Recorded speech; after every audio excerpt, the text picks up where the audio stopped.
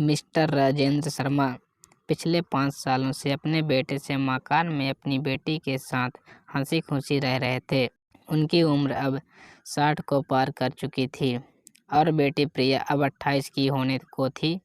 उम्र को ध्यान में रखते हुए बेटी ने उनका सारा काम काज अपने कंधों पर ले लिया था।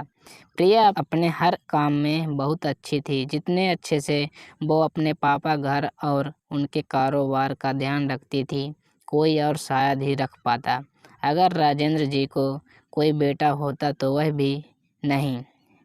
इन बाप बेटी का रिश्ता बहुत ही प्यारा था। बिना बाबा के प्रिया का नहीं चलता और बिना प्रिया के उसके बाबा का किसी काम में मन नहीं लगता।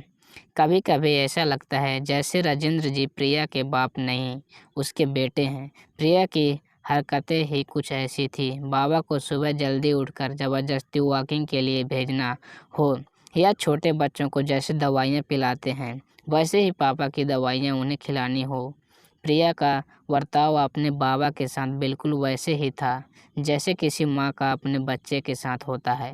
प्रिया के बाबा भी कुछ कम नहीं थे। जब जब प्रिया उन्हें दवाई खाने के लिए देती तो आधी दवाई खाते और आधी छुपा लेते, लेकिन प्रिया की नज़रों से बच नहीं पाते। फिर वह उनके सामने खड़ी होकर सारी दवाइयाँ उन्हें ज़बरदस्ती खिलाती। रात को प्रिया के सोने के बाद चुपके से किचन में जाकर फ्रिज से मिठाई चुराकर खाना। बाबा की ऐसी शरारतें भी प्रिया पकड़ लेती थी। पकड़े जाने पर बाबा पानी पीने का बहाना करते, लेकिन प्रिया उनको समझाती कि मिठाई आपके लिए हानिकारक है। बाबा को याद दिलाती कि पिछली बार उनका शुगर लेवल कितना बढ़ गया था। अपने ही घर में अब मैं मिठाई भी नहीं खा सकता। बड़बड़ाते हुए, नाराज़ होने की एक्टिंग करते हुए बाबा किचन से चले जाते। फिर प्रिया उन्हें मनाने के लिए एक मिठाई का टुकड़ा पापा के पास लेकर जाती और फिर वो दोनों उससे आधा आधा बांटकर खाते। दोनों के चेहरे पर बड़ी ही स्माइल आ जाती। बस ऐसे ही दोनों की ज़िंदगी हंसी खुशी कट रही थी। दोस्तों, इतनी सुंदर कहानी का एक छोटा सा सारांश आपको बताता चलूँ। आप जब भी किसी बेटी का सम्मान करेंगे तो एक बेटी की तरह ही करना।